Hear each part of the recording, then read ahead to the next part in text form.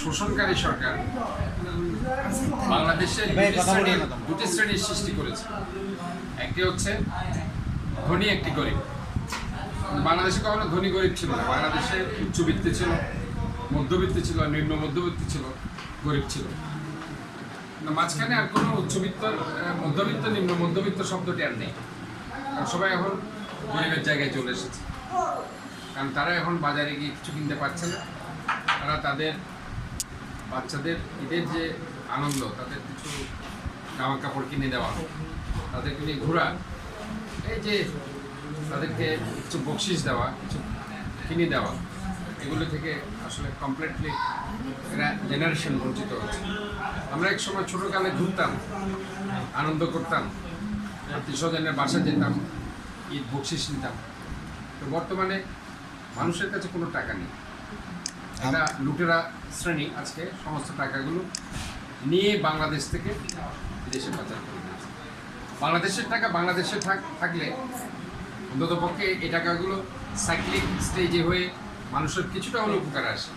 কিন্তু বাংলাদেশের টাকা যখন বিদেশে চলে যায়, বিদেশে পাচার হয়ে যায়, এই টাকা শুধুমাত্র বিদেশিরাই ভোগ করে, বাংলাদেশিরা সেখানে কোনো ভোগ করতে পারে না। কাজে এই জিনিসগুলো আমাদের জন্য খুবই অ্যালার্মিং। এগুলো বেশি হচ্ছে এই জন্য যে বাংলাদেশে এখন রুল অফ ল নেই, আইনের শাসন নেই। আইনের শাসন না থাকার কারণে মানুষ আজকে সুবিচার থেকে বঞ্চিত হচ্ছে। যখন আমরা দেখতে পাই যে একটি গায়েবী মামলার রায় দিয়ে একজন বিরোধী দলীয় নেতাকে 10 বছরের সাজা দেওয়া হয়, 15 বছরের সাজা দেওয়া হয়, 20 বছরের সাজা দেওয়া হয়, তাহলে সে দেশে আপনি কখনো ন্যায় বিচার আশা করতে পারেন। যে আমাদের প্রথমে যে জিনিসটি নিয়ে আজকে আমরা আন্দোলন করছি সেটা হচ্ছে মানুষের মৌলিক অধিকার এবং গণতান্ত্রিক অধিকার রক্ষার আন্দোলন। আমাদের আইনের শাসন, মানবাধিকার, কথা বলার স্বাধীনতা, ভোটের অধিকার, সর্বোপরি আমাদের বেঁচে থাকার অধিকার, এই অধিকার নিয়ে কিন্তু আজকে আমরা লড়াই করছি।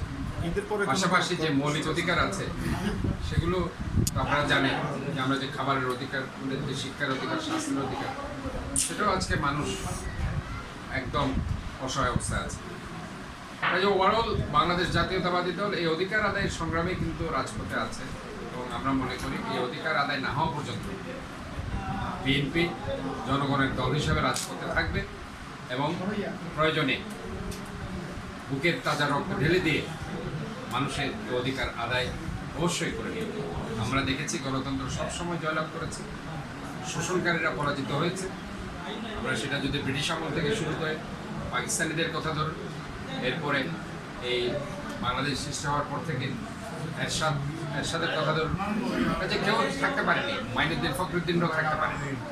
কাজে আজকে যারা গণতন্ত্রের লাবাস পড়ে স্বৈরতন্ত্রের শাসন চালাচ্ছে, তারা একসময় 2021 সাল, 30 সাল, 35 সাল, 41 সাল এইসব স্বপ্ন দেখে এবং দিনরাত দুর্নীতি করে বাংলাদেশে একটি দুর্নীতিগ্রস্ত রাষ্ট্রে পরিণত করে অবশ্যই জনগণ একদিন তাদের বিচার করবে এবং তারা অত্যন্ত বাজেভাবে, অপমানিতভাবে তাদের পতন করবে।